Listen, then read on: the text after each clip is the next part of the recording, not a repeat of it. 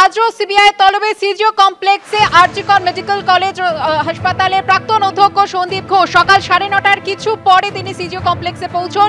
টানা 8 দিন ধরে তাকে জিজ্ঞাসাবাদ করা হয়েছে। আজ 9ম দিন হাজিরা দিলেন সন্দীপ ঘোষ। এই মুহূর্তে সরাসরি আপনাদের নিয়ে যাব সিজিও কমপ্লেক্সে। আমাদের প্রতিনিধি পার্থপ্রতিম ঘোষ রয়েছেন আমাদের সঙ্গে। পার্থপ্রতিম, মাসকট স্পিন কন্ট্রোল ল্যাবের পরীক্ষায় এটি প্রমাণিত। কেয়াসেট অ্যালোপেক্স পেন্টা অ্যাক্টিভ নতুন চুল গজাতে সাহায্য করে, চুল পড়া বন্ধ করে। কেয়াসেট অ্যালোপেক্স পেন্টা অ্যাক্টিভ 10 হেয়ার ফল প্রবলেমের একমাত্র সলিউশন।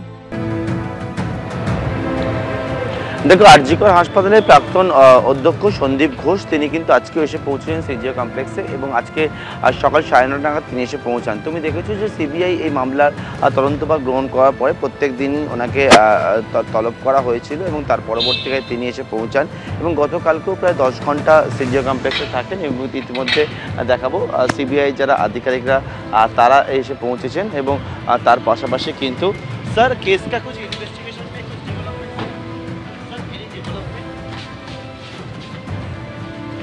ইতিমধ্যে সিবিআই যারা আধিকারিকরা তারা এসে পৌঁছেছেন এবং তুমি জানো যে এই যে আরজিকর যে গোটা ঘটনা সেই ঘটনা তদন্ত সিবিআই গ্রহণ করেছে এবং সঞ্জয় রায় তাকে ইতিমধ্যে কিন্তু সিবিআইয়ের আধিকারিকরা জিজ্ঞাসাবাদ করেছিলেন, একাধিক তথ্য তার কাছ থেকে পেয়েছিলেন এবং তার পলিগ্রাফ যে টেস্ট সেই টেস্টেরও কিন্তু আবেদন জানানো হয়েছিল। এক হচ্ছে সঞ্জয় রায়, পাশাপাশি কিন্তু প্রাক্তন অধ্যক্ষ সহ আরও মোট 6 জনের পলিগ্রাফ টেস্টের আবেদনও সেটাও কিন্তু আদালতের কাছে মঞ্জুর হয়েছে এবং পরবর্তী যে পদক্ষেপগুলো রয়েছে সিবিআই সেই পদক্ষেপগুলো নেবে। কিন্তু সঞ্জীব ঘোষ প্রাক্তন অধ্যক্ষ তাকে গতকালকেও দেখেছিলাম প্রায় 10 ঘন্টা সিবিআই তার কাছ থেকে তথ্য সংগ্রহ করেন এবং আজকেও কিন্তু আবার সকাল 9:30 নাগাদ সঞ্জীব ঘোষ আরজিকর হাসপাতালের প্রাক্তন অধ্যক্ষ তিনি এসে পৌঁছেন সিজিও কমপ্লেক্স সিবিআই দপ্তরে। ধন্যবাদ পার্থপ্রতিম। আরজিকর কাণ্ডের প্রতিবাদে আগামী মঙ্গলবার পশ্চিমবঙ্গ ছাত্র সমাজ নামে একটি সংগঠন নবান্ন অভিযানের ডাক দিয়েছে আর এ নিয়ে সোশ্যাল মিডিয়ায় প্রচার চলছে। এই অভিযানের বিরোধিতা করে ইতিমধ্যেই কলকাতা হাইকোর্টে একটি জনস্বার্থ মামলা দায়ের করা হয়েছে। অভিযানে বিধিনিষেধ যাতে আরোপ করা হয় তার জন্য আবেদন করা হলেও এখনই এ বিষয়ে কোনো হস্তক্ষেপ করেনি বিচারপতি হরিশ টন্ডনের ডিভিশন বেঞ্চ। আমাদের যিনি মুখ্যমন্ত্রী আছেন তিনি স্বাস্থ্য দপ্তরের এবং রাজ্যের প্রশাসন পুলিশ দপ্তরেরও প্রধান, স্বাস্থ্যমন্ত্রী আর পুলিশ মন্ত্রীর পদত্যাগ। পশ্চিমবঙ্গ ছাত্র সমাজ নামে সোশ্যাল মিডিয়ায় মঙ্গলবার নবান্ন অভিযানের ডাক দেওয়া হয়েছে। কি উদ্দেশ্যে এই অভিযান? শুক্রবার সাংবাদিক বৈঠক করে তা খোলসা করলেন উদ্যোক্তারা।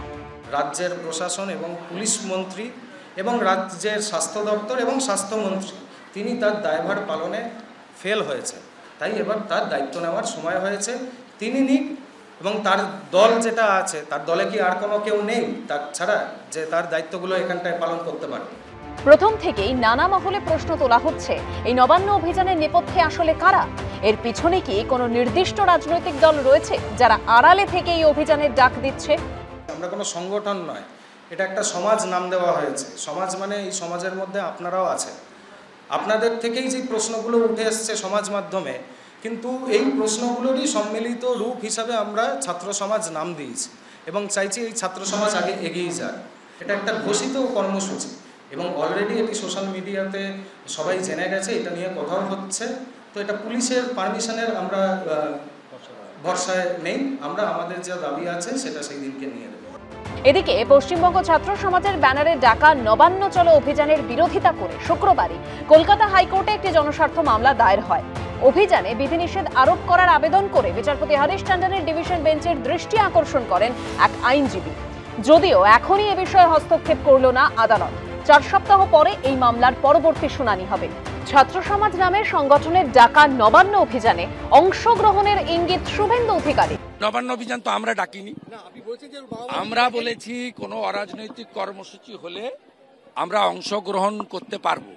ছাত্র সমাজের যে ব্যানারটা প্রথম সোশ্যাল মিডিয়ায় এসেছিল তারা বলেছিলেন যে প্রতি বাড়ি থেকে একজন আসুন।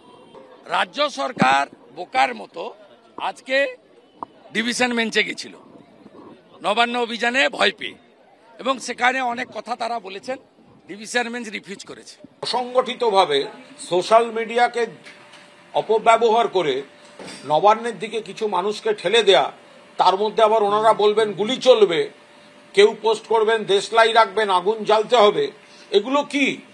কোন ছাত্র সমাজ? কোন ছাত্র সমাজ? কেউ তো দায়িত্ব নেবে।